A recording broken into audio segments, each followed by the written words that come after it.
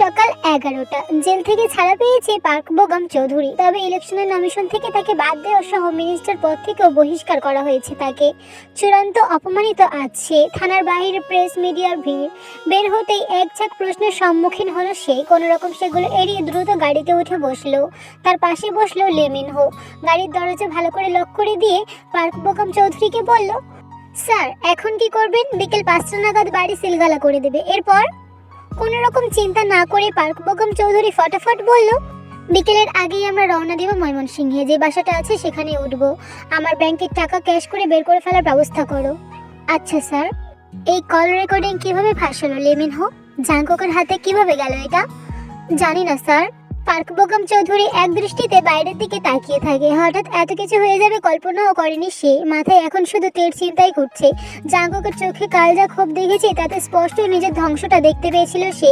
তার কিছু হয়ে গেলে তের কি হবে? এই পৃথিবীতে একমাত্র নিজের মেয়েকে সে সত্যিকারের ভালোবাসে। সব দিক থেকে প্রচন্ড নিকৃষ্ট হলেও পিতা হিসেবে তার তুলনা হয় না। মনে মনে দীর্ঘ শ্বাস ফেলে সে। তেকে একটা নিরাপদ জায়গায় ব্যবস্থা করে দিলে সে নিশ্চিত হতে পারবে। গাড়ির শব্দ শুনে দৌড়ে নিচে গেল তে, চোখ মুখ ফোলা ফোলা। পার্ক বোগাম চৌধুরীকে দেখে সে বাবা বলে দৌড়ে গিয়ে জড়িয়ে ধরলো। সস্নেহে তের মাথায় হাত বুলিয়ে দিল মিস্টার পার্ক বোগাম চৌধুরী। কাঁদে না মা, আমি এসে পড়েছি তো। জানো বাবা, ওরা কিসব বলেছে তোমার নামে? আমি তো জানি তুমি কখনো খারাপ কাজ করতে পারো না, তাই না বাবা? পার্ক বোগাম চৌধুরী তের প্রশ্নের উত্তর দেয় না। তেকে ছাড়িয়ে নিয়ে চোখের পানি মুছিয়ে দিয়ে বলে, আমাদের এখান থেকে চলে যেতে হবে মা। বিকেলেই রওনা দিব। তুমি নিজের সবকিছু দ্রুত গুছিয়ে নাও। কেন বাবা? আমি পরে তোমাকে সব বলবো। এখন যাও, সব গুছিয়ে নাও, ঠিক আছে? সম্মতিসূচক মাথা নাড়াইতে বাবার চেহারায় এমনি চিন্তার ছাপ। আরো বেশি প্রশ্ন করে সে ঝামেলা বাড়াতে চায় না। চুপচাপ নিজের ঘরে এসে পড়ে। জিমিন সবকিছু গুছিয়ে দিতে থাকে। তে উদাস মনে জানালা দিয়ে বাইরের দিকে তাকিয়ে আছে। কেমন একটা দোটানার মধ্য দিয়ে যাচ্ছে সে। নিজের বাবাকে সে কিভাবে অবিশ্বাস করবে, অথচ সব প্রমাণ তার বাবার বিরুদ্ধে। আর ভাবতে ইচ্ছে করছে না। যা হচ্ছে নিশ্চয়ই ভালোর জন্যই হচ্ছে। বাড়িটা আজ কেমন যেন নির্জীব, ভালো লাগছে না তার। ম্যাম। বলো জিমিন। আপনার সব গুছিয়ে দিয়েছি। আধ ঘন্টা পরেই তো বের হবেন। হ্যাঁ। সাবধানে থাকবেন ম্যাম। সাবধানে থাকবো মানে? তুমিও যাবে আমার সাথে? এটা কি করে হয় ম্যাম? আমি সামান্য সার্ভেন্ট। আর তাছাড়া বড় স্যার রাগ করবেন। ফালতু কথা বলো না। আমি বলবো বাবাকে। It's final. জিমিন নির্লিপ্ত দৃষ্টিতে তাকিয়ে থাকে। তে মেয়েটা এত ভালো কেন? একদম বাবার উল্টো। হয়তো তের মা অনেক ভালো ছিল। গাড়ি চলছে উদ্যম গতিতে। নির্জন রাস্তা, চারিদিকে স্তব্ধ একটা ভাব।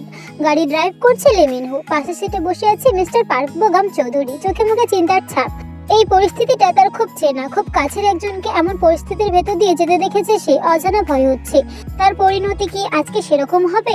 পেছনে সিটে বসে আছে তে আর জিমিন। গাড়ির জানালা খুলে রেখেছে তে। সাই সাই করে বাতাস ঢুকছে।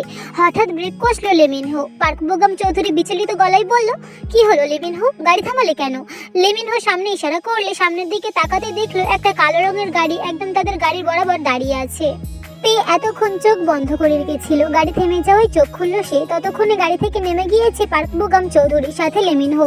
তে জানালা দিয়ে একবার বাইরে তাকালো। দেখলো কালো কাপড় পরা বন্দুকধারী অনেকগুলো লোক দাঁড়িয়ে আছে। সে ভীত কণ্ঠে বলল, কি হয়েছে জিমিন? এরা কারা?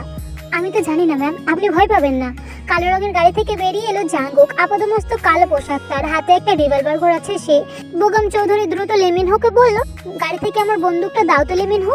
লেমিনহো দিল না, ঠায় দাঁড়িয়ে রইল। পার্ক বোগাম চৌধুরী ভ্রু কুচকালেন। জাঙ্কুক বাঁকা হাসলো। বন্দুক দিয়ে কি করবি বোগাম? তাছাড়া লেমিনহো তোকে বন্দুক কোথা থেকে দিবে? তোর পুরো গাড়ি খুঁজলেও কোনো অস্ত্র পাবি না এখন। বোগাম চৌধুরী চমকালেন। চোখে মুখে অবিশ্বাস নিয়ে লেমিনহোর দিকে তাকিয়ে বললেন, লেমিনহো তুমি? উনারা অনেক টাকা দিয়েছেন sir. Lee Minho, you rascal. Jungkook এগিয়ে এসে বলল, আহা, ওকে ধমকাচ্ছিস কেন? ও তো তোর মতোই টাকার পাগল। এত তাড়াতাড়ি ভুলে গেলি? আর হ্যাঁ, মিলিয়ে দেখ, ওকে যেই গালিটা দিলি সেটা কিন্তু তোর ক্ষেত্রেও প্রযোজ্য, তাই নয় কি? জাঙ্কুকের নির্দেশে দুইজন লোক এসে পার্ক বোগাম চৌধুরীর মাথায় বন্দুক ঠেকালো। ট্রিগারে চাপ দিতে গেলে হাত দিয়ে থামিয়ে দিল জাঙ্কুক। বাবার মাথায় বন্দুক ঠেকানো দেখে নিজেকে আর আটকাতে পারলো না তে। জিমিনের মানা করা সত্ত্বেও গাড়ির দরজা খুলে বেরিয়ে এলো সে।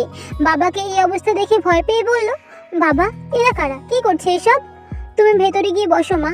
তে তার কথা শুনলো না। চোখ দিয়ে পানি গড়িয়ে পড়লো তার। সামনে তাকিয়ে জাঙ্কুককে দেখে আরো এক দফা অবাক হলো সে। জাঙ্কুক একবার তের দিকে তাকিয়ে দৃষ্টি সরিয়ে নিল। এই মেয়ের চোখের পানি কেন যেন সহ্য হয় না তার। মেয়ের চোখে তো একদম নিজেকে দেবদূত বানিয়ে রেখেছিস। আজ অন্তত ওর ভুলটা ভাঙিয়ে দে, বলে দে তুই কতটা জঘন্য। তে জাংকুকের মুখে এমন কথা শুনে হতভম্ব হয়ে গেল। সর্বপ্রথম সে ভাবলো জাংকুক তার বাবাকে তুই করে বলছে কেন, তার বাবা কোনো প্রতিবাদ করছে না কেন। তার সরল মনে এত প্যাঁচ ঢুকলো না, তবে এতটুকু বুঝলো যে জাংকুকের লোকেরাই পার্ক বোগাম চৌধুরীর মাথায় বন্দুক ধরেছে। সে কান্নামাখা কণ্ঠে বলল, আপনি কি বলছেন এসব, বাবাকে ছেড়ে দিন প্লিজ। কয়েকজন তার দিকে এগিয়ে ধরতে নিলে জাংকুক থামিয়ে দিয়ে বলল, ওর গায়ে হাত দিবি না কেউ, পিছিয়ে যা। পার্ক বোগাম চৌধুরী চোখ মুখ শক্ত করে দাঁড়িয়ে আছে। তে দৌড়ে জাংকুকের কাছে গেল, জাংকুকের এক বাহু ধরে ঝাঁকিয়ে বলল, কেন করছেন এমন, ওদেরকে বলুন না বাবাকে ছেড়ে দিতে, বাবা কিছু করেনি তো। জাংকুক তাকালো না তের দিকে, তের হাতটাও সরালো না বাহু থেকে। পার্ক বোগাম চৌধুরীকে উদ্দেশ্য করে ভয়ঙ্কর কণ্ঠে চিৎকার করে বলল, বল তুই করিসনি এসব জঘন্য কাজ, অসহায় মেয়েদের নিয়ে দেহ ব্যবসা করিসনি, 20 বছর আগে আমার বাবার সঙ্গে বিশ্বাসঘাতকতা করে তাকে নির্মমভাবে মারিসনি, আমার মাকে। আর বলতে পারলো না জাংকুক, গলা ধরে এলো তার। নিজেকে সামলে নিয়ে এসে বলল, আজকেও বলবি তুই নির্দোষ, কিছুই করিসনি, কিছুই জানিস না তুই? হ্যাঁ করেছি, সবকিছু আমি করেছি, সব আমিই করেছি। তে যেন হঠাৎ করে নিশ্চুপ হয়ে গেল, অশ্রুসিক্ত নয়নে ফ্যালফ্যাল করে চেয়ে রইল তার বাবার দিকে। পার্ক বোগাম চৌধুরী চোখ মেলাতে পারলো না মেয়ের সাথে, নিষ্প্রভ দৃষ্টিতে তাকিয়ে রইল জাংকুকের দিকে। জাংকুক তেকে আলতো হাতে জড়িয়ে নিয়ে বলল, জানিস বোগাম, সেদিন তের উপর কে হামলা করেছিল? এই লিমিনহো। তেকে কিডন্যাপ করিয়েছিল এই লিমিনহো। তোর মেয়ের উপর ওর খারাপ নজর আছে, ঠিক যেমনটা আমার মায়ের উপর তোর নজর ছিল। তোর কল রেকর্ডিংটা আমার কাছে দিয়েছে এই লিমিনহো। 20 বছর আগে আমার বাবার সঙ্গে তুই একইভাবে বিশ্বাসঘাতকতা করেছিলি, আর আজকে তোর সাথেও বিশ্বাসঘাতকতা করলো এই লিমিনহো। জাংকুকের কথা শুনে তে অভিব্যক্তি প্রকাশ করলো না, সে তখন ব্যস্ত তিক্ত সত্যগুলো কোনো রকমে হজম করে নিতে। পার্ক বোগাম চৌধুরী চোখ বড় বড় করে লিমিনহোর দিকে তাকালো। লিমিনহো কাছুমাছু হয়ে দাঁড়িয়ে আছে, সে বুঝতে পারছে না এসব জাংকুক জানলো কিভাবে। সে তো শুধু কল রেকর্ডিংটা দিয়েছিল, বাকি কথা জাংকুক কি করে জানে। কপাল বেয়ে ঘাম ঝরতে লাগলো তার। কিছু না ভেবে সে দৌড়ে পালাতে যেতেই জাংকুক শুট করে দিল। পরপর গুলি করে সেখানে লুটিয়ে পড়লো লিমিনহো। রক্তে ভেসে গেল রাস্তাতে, চোখ মুখ খিচে বন্ধ করে ফেললো। তোকে তো আমার বাবা শাস্তি দিতে পারেনি, কিন্তু তোর হয়ে আমি লিমিনহোকে শাস্তি দিয়ে দিলাম।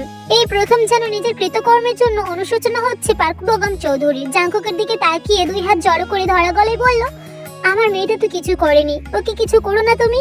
জাংকুক একটু হাসলো, তারপর শান্ত দৃষ্টিতে তাকিয়ে বলল, আমার মাও তো নির্দোষ ছিল, কিন্তু তুই কি করেছিলি?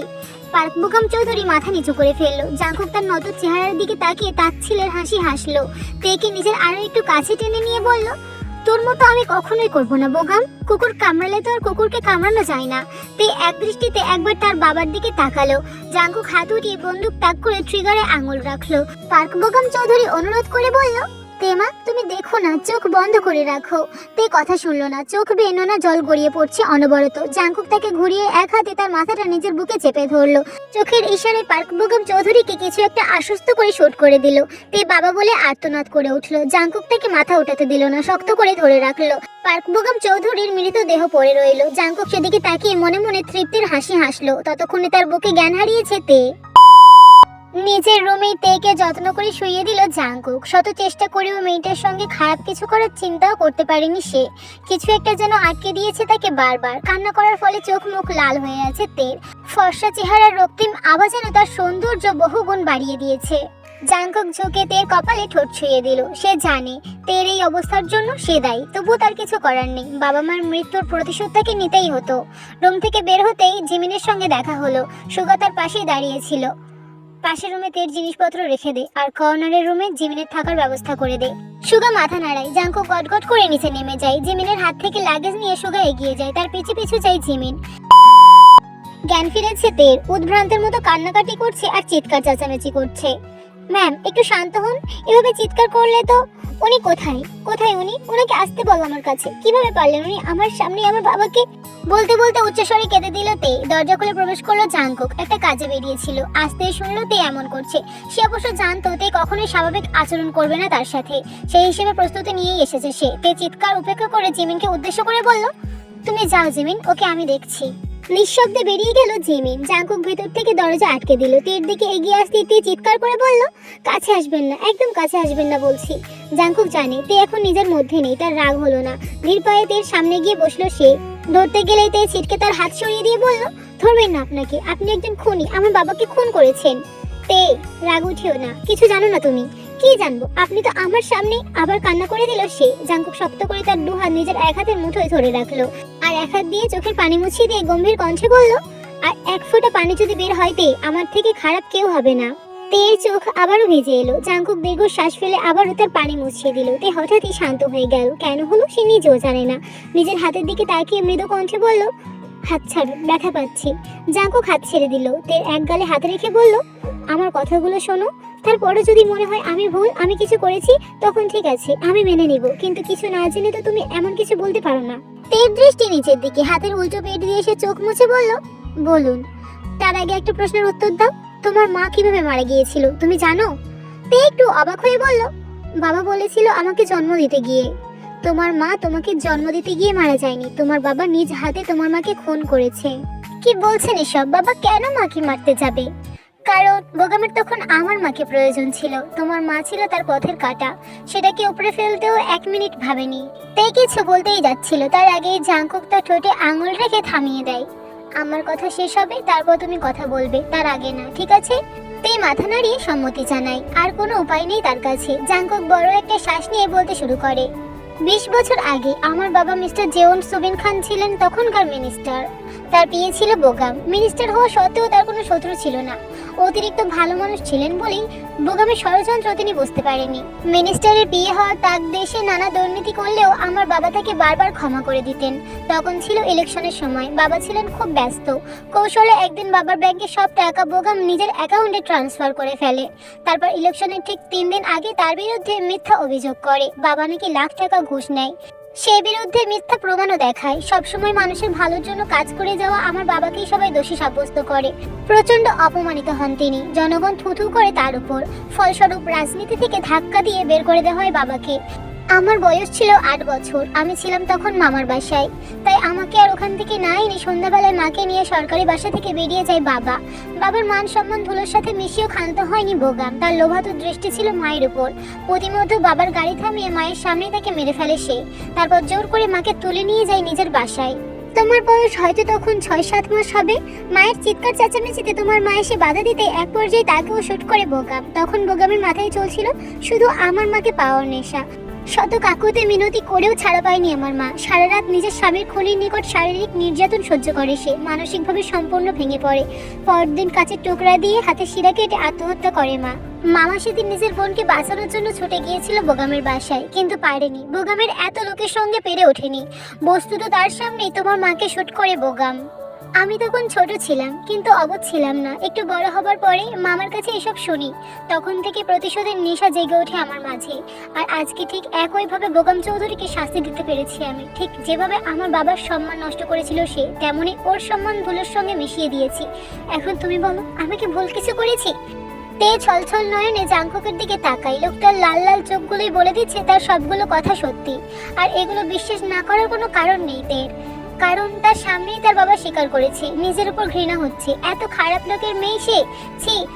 আর জাঙ্কুক তার জন্য কত করেছে। তার তো উচিত তেকেও মেরে ফেলা, কিন্তু সে তার কত যত্ন করছে ভাবতেই আরো কয়েক ফোঁটা অশ্রু গড়িয়ে পড়ে। আমি জানি বোগাম চৌধুরী তোমার বাবা ছিল, আর এটাও সত্য যে সে নিজের মেয়েকে সত্যিই খুব ভালোবাসতো। কিন্তু আমার তো কিছু করার ছিল না। নিজের বাবা মায়ের করুণ মৃত্যুটাও আমি এত সহজে ভুলতে পারতাম না, তাই না? সরি। জাঙ্কুকের ঠোঁটের কোণে মৃদু হাসি ফুটে ওঠে। তে চুলের ভাঁজে হাত ঢুকিয়ে তার মাথা উঁচু করে। তে চোখ মেলাতে পারে না তার সাথে। নিজের বাবার কৃতকর্মের জন্য লজ্জা লাগছে তার। তুমি সরি বলছো কেন? আমি কি একবারও তোমাকে দোষী করেছি? যা করেছে তোমার বাবা করেছে, তুমি তো করনি। তে উত্তর দেয় না। নিজেকে খুব নোংরা মনে হচ্ছে তার। জাঙ্কুক উঠে দাঁড়ায়। জিমিনকে পাঠিয়ে দিচ্ছি, কিছু খেয়ে ঘুমিয়ে পড়ো। অনেক ধকল গেছে তোমার উপর দিয়ে। রাত 1টা। জাঙ্কুকের বিছানায় অগোছালোভাবে ঘুমাচ্ছে তে। পাশের বালিশে হেলান দিয়ে আধসহ হয়ে বসে আছে জাঙ্কুক। তার দৃষ্টি তের মুখের দিকে। দৃষ্টি দিয়ে যেন তাকে অনুভব করছে সে। মেয়েটার মধ্যে না আছে কোনো অহংকার, না আছে কোনো মারপ্যাচ। একদম সহজ সরল সাধারণ বাচ্চাদের মতো হাত পা ছড়িয়ে ঘুমাচ্ছে। বিড়বিড় করে ঘুমের মধ্যে কিছু বলছে তে। জাঙ্কুক একদম কাছে গিয়ে ঝুঁকে শোনার চেষ্টা করে, কিন্তু কিছু বুঝতে পারে না। ভ্রু কুচকে আলতো করে তের ঠোঁটে আঙুল ছুঁয়ে দিতে বিড়বিড় করা থেমে যায়। তবে জাংকুকের নিঃশ্বাস তের মুখের উপর পড়তেই একটু নড়ে চড়ে ওঠে সে। জাংকুক দ্রুত সরে যায়। রাতে আরো এক দফা কান্নাকাটি করে বহু কষ্টে ঘুমিয়েছে মেয়েটা, এখন উঠে গেলে মনে হয় না আর ঘুমাবে, তাই ঘুমটা ভাঙাতে চায় না সে। মাঝে একটা বালিশ আর একটু দূরত্ব রেখে অপর পাশে শুয়ে পড়ে জাংকুক। মাঝরাতে বুকের উপর কিছু একটা অনুভব হতেই ঘুমটা ভেঙে যায়। চোখ মেলে তাকায় জাংকুক, তার বুকের উপর মাথা রেখে গুটিসুটি হয়ে ঘুমাচ্ছে তে, এক পা তার পায়ের উপর উঠানো। পাশে তাকিয়ে দেখে মাঝখানে কোলবালিশটা লাথি দিয়ে বিছানা নিচে পাঠিয়ে দিয়েছে তে। জাংকুক নিঃশব্দে হাসে, এক হাতে তেকে জড়িয়ে ধরতে গিয়েও হাতটা সরিয়ে নেয়। মেয়েটা না হয় ঘুমের ঘরে এমন করছে, কিন্তু সে তো জেগে আছে, সামান্য জড়িয়ে ধরাতেও যদি খারাপ কিছু হয়ে যায়। তের ঘুম ভাঙে দেরি করে, আশেপাশে তাকিয়ে দেখে পুরো রুমে সে একা। ঘরের দরজা জানালা লাগানো, পর্দাও টেনে দেওয়া, হালকা আলো জ্বলছে, আবছাভাবে দেখা যাচ্ছে সব। জাংকুক ঘুমে নেই, ওয়াশরুম থেকে পানির শব্দ আসছে, হয়তো উনি শাওয়ার নিচ্ছে। বড় একটা হাই তুলে উঠে বসে তে। কাল রাতে কাঁদতে কাঁদতে যে কখন ঘুমিয়ে গেছে একদম খেয়াল নেই। ঘড়ির দিকে তাকায়, কিন্তু আবছা আলোয় সময়টা বুঝতে পারে না। ঘুম ঘুম ভাবটা কাটানোর জন্য দুই হাতে চোখ কসলায়। তখনই ওয়াশরুমের দরজা খুলে বেরিয়ে আসে জাংকুক। তেকে বসে থাকতে দেখে ব্যালকনির কাছের দরজার সামনে পর্দাটা সরিয়ে দেয়, আলোকিত হয়ে যায় ঘর। তে মুখ তুলে তাকায়, এতক্ষণে সে বুঝতেই পারেনি জাংকুক রুমে এসেছে। জাংকুকের পরনে ব্ল্যাক ট্রাউজার, গলায় টাওয়াল ঝোলানো, জিম করা বডিতে বিন্দু বিন্দু পানির কণা। জাংকুক গলার টাওয়ালটা দিয়ে চুল মুছতে মুছতে সামনের আয়না দিয়ে তের দিকে তাকিয়ে বলে, ঘুম হয়েছে ঠিক মতো? আয়না দিয়েই জাংকুকের দিকে তাকায় তে, চোখে চোখ পড়তেই দৃষ্টি নামিয়ে ফেলে। জাংকুকের শার্ট ছাড়া দেখতে কেমন যেন লজ্জা লজ্জা লাগছে তার। কোনো রকম ভাবে বলে, জি হয়েছে। জাংকুক একটা ধূসর রঙের শার্ট পরে নেয়। বালিশের পাশ থেকে ফোনটা নেওয়ার জন্য কাছে আসতেই তে দ্বিধাগ্রস্ত কণ্ঠে বলে, আমি একটু ফ্রেশ হতাম। জাংকুক ফোনটা নিয়ে পকেটে ঢুকিয়ে বলে, ও হ্যাঁ, এখানে তুমি কাল ঘুমিয়ে গিয়েছিলে, তাই ডাকিনি। পাশের রুমে তোমার সব জিনিসপত্র রাখা আছে, আসো। তে রুমের দরজাটা হালকা করে একটু ফাঁক করে জিমিন, আঙুল দিয়ে টোকা দিয়ে বলে, ম্যাম আসবো? আসো আসো, কই ছিলা তুমি? জিমিন হেসে ভেতরে ঢুকে। তে তখন চুল আঁচড়াতে ব্যস্ত। ম্যাম, জাংকুক স্যার আপনাকে ব্রেকফাস্ট করতে নিচে যেতে বলেছেন, উনি অপেক্ষা করছেন। তে ভ্রু কুঁচকে তাকায়, জাংকুক তার জন্য অপেক্ষা করছে কেন? তবুও কোনো প্রশ্ন না করে জিমিনকে বলে, চুল বাঁধবো কি দিয়ে, কোথায় কি রাখা আছে কিছুই তো জানি না। জিমিন মুচকি হেসে ড্রয়ার থেকে চুলের কাঁটা বের করে দেয়। আমি সব কিছু গুছিয়ে রেখেছি ম্যাম, চিন্তা করবেন না। তে চুল খোপা করে বেঁধে নিয়ে নিচে নেমে দেখে জাংকুক আর সুগা ডাইনিং টেবিলে বসে আছে, সামনে খাবার সাজানো, অথচ ওনারা খাচ্ছেন না। দেখেই বুঝতে পারছে তার জন্য অপেক্ষা করছে।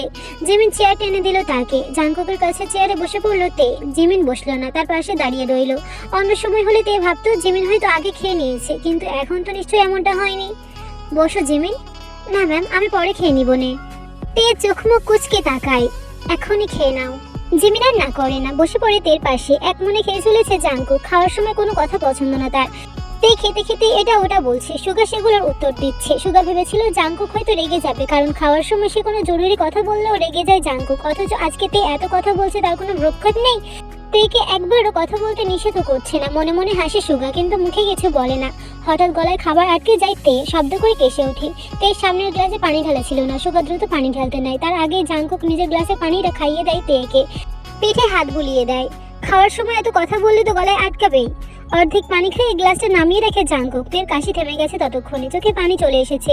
জাংকুক পকেট থেকে রুমাল বের করে মুখ মুছিয়ে দেয়। জিমিন আর সুগা শুধু চেয়ে চেয়ে দেখছে, দুজনের ঠোঁটে চাপা হাসি।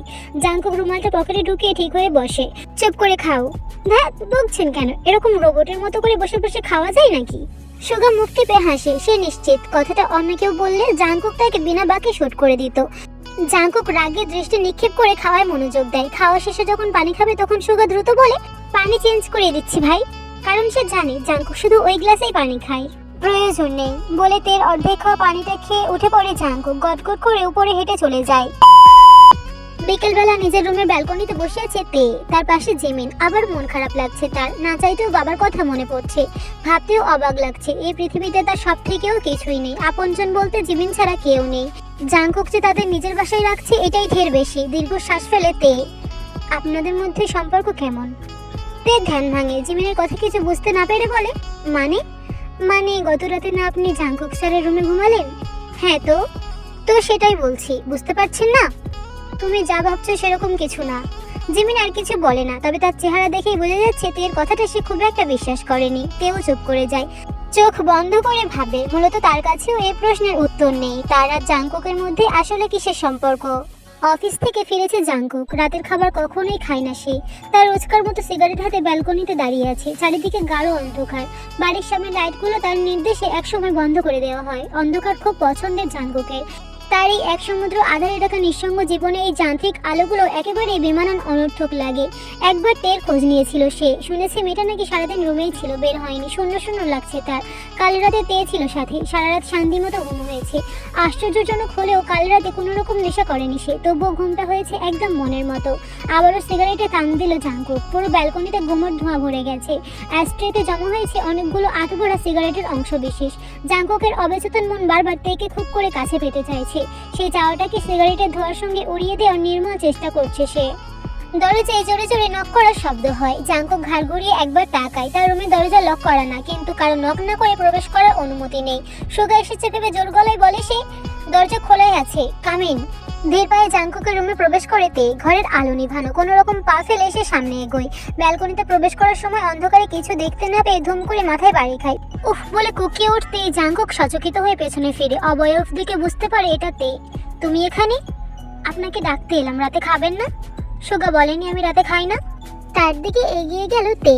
যেই হাতে সিগারেট ধরা সেই হাতের কবজি ধরে মুখের সামনে এনে বলল, তো কি খান? এসব ছাইপাস? ফেলুন এটা। ইস কি বিশ্রী গন্ধ। সিগারেট পুড়ে ধোয়া উঠতেই হাত ছেড়ে একটু দূরে সরে যায় তে। একটু তেশি বলে, ওটা ফেলুন। চলুন খাবেন চলুন। জাংকুক জোরে একটা টান দেয় সিগারেটে। প্রায় শেষের দিকে ওটা। তের দিকে না তাকিয়ে এসে বুঝতে পারে তে তার দিকে তীক্ষ্ণ দৃষ্টিতে তাকিয়ে আছে। তুমি যাও তে, রোজকার অভ্যাস আমার। রাতে কখনোই খাই না, তুমি খেয়ে নাও। জেদ চেপে বসে তে। সুগাকে সে জোর গলায় বলে এসেছিল সে জাংকুককে রাতে খাইয়ে ছাড়বে। সুগা তাকে ঠাট্টার স্বরে বলেছিল সে জীবনেও পারবে না। তে একদম জাংকুকের কাছাকাছি এসে দাঁড়ায়। এক হাত বাড়িয়ে সিগারেটটা নিতে গেলে জাংকুক হাত উঁচু করে ফেলে। জাংকুক তার থেকে বেশ লম্বা হয়, হাতের নাগাল পায় না সে। দিন ওটা, আপনি এখন খেতে না গেলে আমিও সিগারেট খাবো। পাগলামি করো না তে, যাও। তে জাংকুকের এক কাঁধে হাতের ভর দিয়ে পা উঁচু করে, আর এক হাত উপরে বাড়াতে তার সম্পূর্ণ ভর যে পড়ে জাংকুকের উপর। ব্যালেন্স রাখতে জাংকুক এক হাতে তার কোমর পেঁচিয়ে ধরে। উঁচু হয়ে যাওয়ায় তের গরম নিঃশ্বাসগুলো জাংকুকের গলার সামনে পড়ছে। ক্ষণে ক্ষণে নিজের নিয়ন্ত্রণ হারাচ্ছে সে। হাত নামান বলছি, আমি খাবই। এসব তুমি খেতে পারবে না তে, জেদ করো না। একরকম ধস্তাধস্তি করে সিগারেটটা নেয় তে, যদিও ঠিক মতো সেটা ধরতে পারে না সে। আনাড়িভাবে কাপা হাতে সেটা মুখে দিতে গেলে জাংকুক দ্রুত বলে ওঠে, ওটা প্রায় শেষ হয়ে গেছে তে, ঠোঁট পড়ে যাবে। জাংকুকের বলতে দেরি হলো, কিন্তু তার ছ্যাঁকা খেতে দেরি হয় না। গোলাপি ঠোঁটে জ্বলন্ত ছ্যাঁকা খেতে আর্তনাদ করে ওঠে সে। জাংকুক তার হাত থেকে সিগারেটটা ফেলে দিয়ে ব্যালকনির লাইট অন করে দেয়। এক হাতে ঠোঁট চেপে ধরে ছোট ছোট চোখে জাংকুকের দিকে তাকিয়ে আছে তে। জাংকুক এগিয়ে আসে। আপনার জন্য আমার ঠোঁট পড়ে গেল। জাংকুক তার হাত সরিয়ে দেয়। গোলাপি ঠোঁটগুলো রক্তিম লাল বর্ণ ধারণ করেছে। ঘোর লেগে যায়। একটা শুকনো ফাঁকা ঢোক গিলল সে। জাংকুক মুখে ক্রমশ এগিয়ে গালে হাত রেখে বিড়বিড় করে বলে, আমি তোমাকে সিগারেট খেতে বলিনি, তুমি তো জেদ করলে, তবে আমার দোষ দিচ্ছ কেন? তে উত্তর দেয় না। প্রচন্ড অস্বস্তি হচ্ছে তার। দূরত্ব কেবল 1 ইঞ্চি পরিমাণ হলেও জাংকুক ঠোঁট মেলায় না। ঘোর লাগা কণ্ঠে বলে, এই ঠোঁটে কেবল ঠোঁটের ছোঁয়ায় মানায় মায়াবতী, পুরো সিগারেটের ছোঁয়া মানায় না। তে শিউরে উঠলো। শরীরে পশম কাটা দিয়ে ওঠে। জাংকুকের কথা মনে বুঝতে অসুবিধা হয় না তার। ঝট করে মাথা নামিয়ে এসে চাপা সরে বলল, খেতে চলুন না প্লিজ। ডাইনিং টেবিলে বসে ঠোঁটে বরফ ঘষছে তে। ছ্যাঁকাটা যে বেশ ভালোভাবে লেগেছে এখন বুঝতে পারছে। প্রচন্ড জ্বলছে যে। জাংকুক খাচ্ছে। তার পাশে সুগা মুখে বিস্ময় নিয়ে বসে আছে। তার ভালো লাগছে, আবার অবাকও লাগছে। জাংকুক যত যাই হোক রাতের খাবার খায় না, মদ সিগারেট খেয়ে রাত পার করে। আর আজকে তে বলতেই খেতে চলে এলো। তের দিকে ঠাটার দৃষ্টি নিক্ষেপ করলে সে হেসে ফেলে। মেয়েটার আসলেই অদ্ভুত ক্ষমতা আছে। এখনো চলছে? কমে গেছে। পাগল নাকি তুমি? এরকম কেউ করে? আপনি প্রথমে আমার কথা শুনলেই পারতেন, আমার আর এমন করা লাগতো না। জাংকুক দীর্ঘ শ্বাস ফেলে উঠে যায়। তেও আর কিছু বলে না। বিছানায় শুয়ে এপাশ ওপাশ করছে তে। বারবার সেই শ্বাসরুদ্ধকর সময়ের কথা মনে পড়ছে। জাংকুকের কথাগুলো কানে বাজছে। জাংকুক আজ তাকে মায়াবতী বলে সম্বোধন করেছিল কেন? কোনো বিশেষ কারণে? টানা 2 ঘন্টা শাওয়ার নিয়ে বেরিয়ে এলো জাংকুক। অসহ্য লাগছে তার। কিছুতেই নেশা হচ্ছে না, ঘুম আসছে না। সেন্টার টেবিলে অর্ধেক খাওয়া ড্রিঙ্কের গ্লাস রাখা। ঘড়ির কাঁটা প্রায় 2:30 ছুঁই ছুঁই। একবার বিছানার দিকে তাকালো সে। খালি বিছানা থেকে একটা দীর্ঘ চাপা শ্বাস নিয়ে বেরিয়ে আসলো। কিছুক্ষণ এপাশ ওপাশ পায়চারি করেও লাভ হলো না। তে হয়তো এতক্ষণে ঘুমিয়ে গিয়েছে। আচ্ছা, তাকে এই রুমে নিয়ে আসলে কি খুব ক্ষতি হয়ে যাবে? খুব বেশি অনুচিত হয়ে যাবে? ক্ষতি হলে হবে, সে তো অন্তত একটু শান্তিতে ঘুমাতে পারবে। কখনো কখনো একটু স্বার্থপর হওয়াই যায়। দরজা ঠেলে ভেতরে ঢুকে জাংকুক। তার মানে সে দরজা লক করে ঘুমায় না। বিছানার একদম মাঝখানে হাত পা ছড়িয়ে ঘুমাচ্ছে তে। মাথাটা বালিশে নেই, বালিশের থেকে অনেকটা নিচে। নিঃশব্দে হেঁটে গিয়ে তাকে পাজা কোলা করে তুলে নিল জাংকুক। এতদিনে সে অন্তত এইটুকু জানে, তের ঘুম অনেক গাঢ়, সহজে ভাঙে না। মেয়েটার পরনে হালকা গোলাপি রঙের ঢিলে ঢালা লং ফ্রক, একটু বেশি বাচ্চা বাচ্চা লাগছে তাকে ফ্রক পরায়। নিজের বিছানায় তেকে শুয়ে দিতেই একটা তৃপ্তি অনুভব করে জাংকুক। অতঃপর তাকে নিজের সঙ্গে জড়িয়ে নিয়ে সেও শুয়ে পড়ে। এর ভিতর জমা হওয়া সব চাপা কষ্ট, দীর্ঘশ্বাস যেন নিমেষেই উবে যায়। তে শরীর থেকে মিষ্টি একটা সুগন্ধ আসে সবসময়। জাংকুক চেনে গন্ধটা। তে এতটা কাছাকাছি থাকায় গন্ধটা যেন আরো তীব্রভাবে নাকে এসে লাগে, ঘোর ধরে যায়। কিছু না ভেবে তের গলায় মুখ ডুবিয়ে ঘুমিয়ে পড়ে জাংকুক।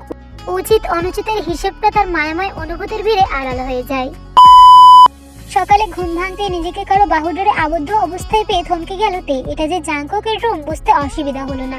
সে তো নিজের ঘরে ঘুমিয়েছিল, তবে এক হাত দিয়ে শক্ত করে তার পেট জড়িয়ে ধরেছে জাংকুক। সে আবার সেই হাতের উপর ধরেও আছে। পাশে মুখ ঘোরাতেই জাংকুকের ঠোঁট তার গালে ছুঁয়ে গেল। নিঃশ্বাস আটকে এলো, লজ্জায় আড়ষ্ট হয়ে গেল তে। জাংকুক বেঘরে ঘুমাচ্ছে। হাতটা একটু সরানোর চেষ্টা করতে তাকে আরো কাছে টেনে নিল জাংকুক। অস্ফুট কণ্ঠে বলল, মায়াবতী, নড়ে না প্লিজ। থেমে গেল তে। প্রতি উত্তরে প্রতিবাদ করার মতো কিছুই পেল না। লোকটা মাঝে মধ্যে এমন অধিকার স্বরে কথা বলে তে নিজেই বোকা বনে যায়। যেমন এখন সে বলতে পারছে না তাকে ছাড়ার কথা, তার ইচ্ছেও করছে না জাংকুকের ঘুম ভাঙাতে। গরম নিঃশ্বাস আছড়ে পড়ছে তের মুখে গলায়। তে ঠোঁট কামড়ে ধরে সেভাবেই শুয়ে থাকলো।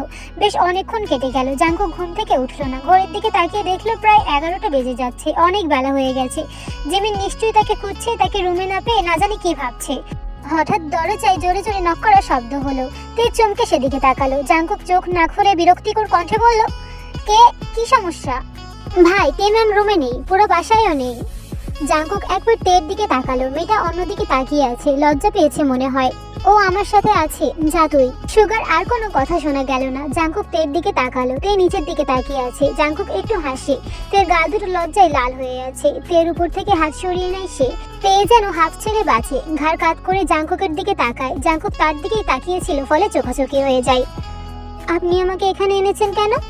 জাংকুক গায়ে চাদর সরিয়ে উঠে বসে। এত বেলা করে সে কখনোই ঘুমায় না। তে এসে তার সব নিয়ম ভঙ্গ করে দিচ্ছে। একটা ছোট হাই তুলে সে বলে, তোমাকে ছাড়া ঘুম আসছিল না মায়াবতী? জাংকুকের সোজা সাপটা উত্তরে আবারও বোকা বনে যাইতে কিছু বলতে পারে না। সে উঠে বসে। তার গায়ে ওড়না নেই। কাছুমাছু ভঙ্গিতে জাংকুকের দিকে তাকাতেই জাংকুক ততক্ষণে বিছানা ছেড়ে নেমে দাঁড়িয়েছে। কি হয়েছে? আমি এনেছি বলে মন খারাপ? রাগ করেছো? তে দুপাশে মাথা নাড়ায়। কেন যেন তার রাগ লাগছে না, তবে লজ্জা লাগছে খুব করে। কথা পর্যন্ত বলতে পারছে না কোনো রকমে। সে বলে, আমার ওড়না। জাংকুক মুচকি হেসে বালিশের পাশ থেকে তার ওড়নাটা বের করে দেয়। তের দিকে এগিয়ে দিতে দ্রুত গায়ে সেটা জড়াইতে এলোমেলো চুলগুলো ঠিক করে বলে, এখন আমি বাইরে যাব কি করে? কেন? সুগা ভাইয়া, জিমিন, ওরা কি ভাববে? কি ভাববে? তে আমতা আমতা করে। তার শব্দভাণ্ডার যেন শূন্য হয়ে পড়েছে। বলার জন্য কিছুই খুঁজে পাচ্ছে না আজ। জাংকুক তার দিকে দুষ্টু চাহনিতে চেয়ে আছে। না, কিছু না। তুমি রোজ এখানেই ঘুমাবে আমার সাথে। তে চট করে তাকায়। জাংকুকের কণ্ঠে গভীর অধিকার প্রকাশ পাচ্ছে। কেন? কারণ তোমাকে ছাড়া আমার ঘুম আসবে না। জাংকুক অনেকক্ষণ আগেই অফিসে চলে গেছে। দেরি হয়ে যাওয়ায় ব্রেকফাস্টও করেনি। বাসায় আবারও একা হয়ে গেছে তে আর ঝিমিন।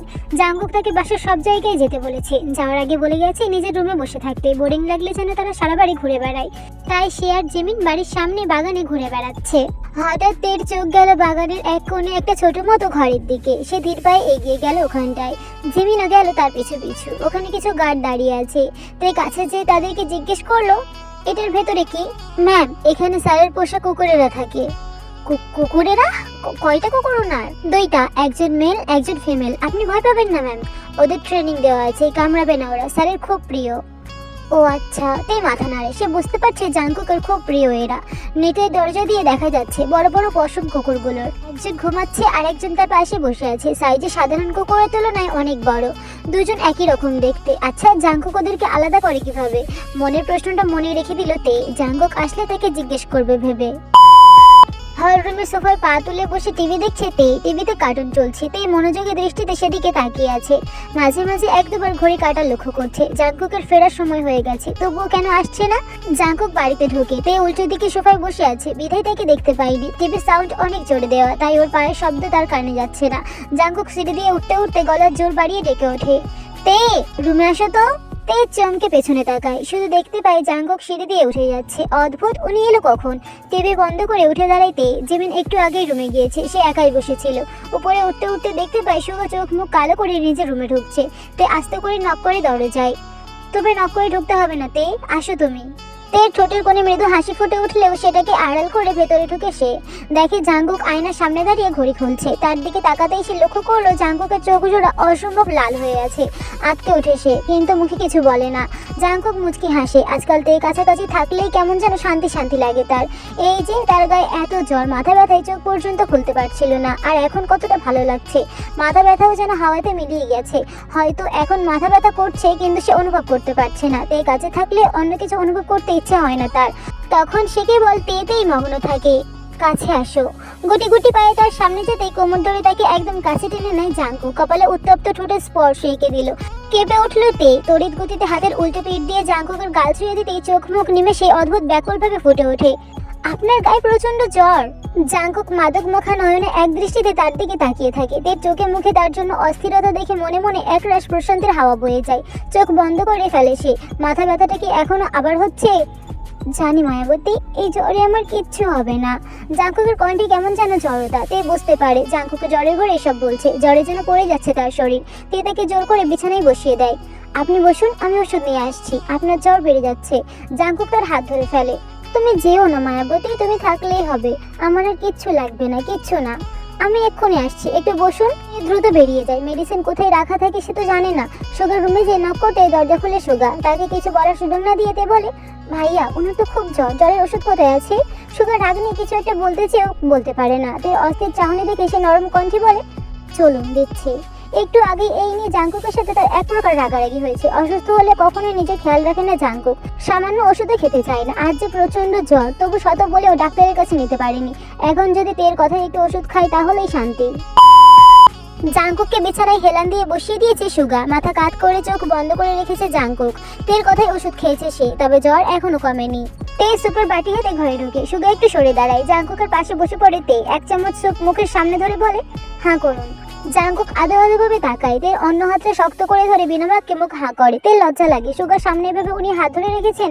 সুগা না জানি কি ভাবছে। তে নত চেহারার দিকে তাকিয়ে সুগা বুঝতে পারে তার অস্বস্তি হচ্ছে। আপনি তাহলে খাইয়ে দিন, কোনো দরকার হলে আমাকে ডাক দিয়েন। তে মাথা নাড়িয়ে সম্মতি জানায়। বেরিয়ে যায় সুগা। জাঙ্কুক পুরো বাটি স্যুপ খাইয়ে দিয়ে স্বস্তির নিঃশ্বাস ফেলে তে। বাটিটা টেবিলে রেখে পানি খাইয়ে দেয় তে। এখন তার হাতটা শক্ত করে ধরে রেখেছে জাঙ্কুক। জাঙ্কুকের পেটের পেছে বালিশ দেওয়া, সেটাই সরিয়ে তাকে শুয়ে দিতে হবে। হাত ছাড়িয়ে দুই বাহু ধরে সে বলে, একটু সামনে আসুন, বালিশটা সরাবো। জাঙ্কুক আবছাভাবে তাকায়। লাল লাল মণিগুলোর ঘোর লাগা চাহনি। হুট করে তের দুই গালে হাত রেখে সে নেশাতুর কণ্ঠে বলে, can I kiss on your lips? London to Ibiza, straight to LA, New York, Vegas to Africa.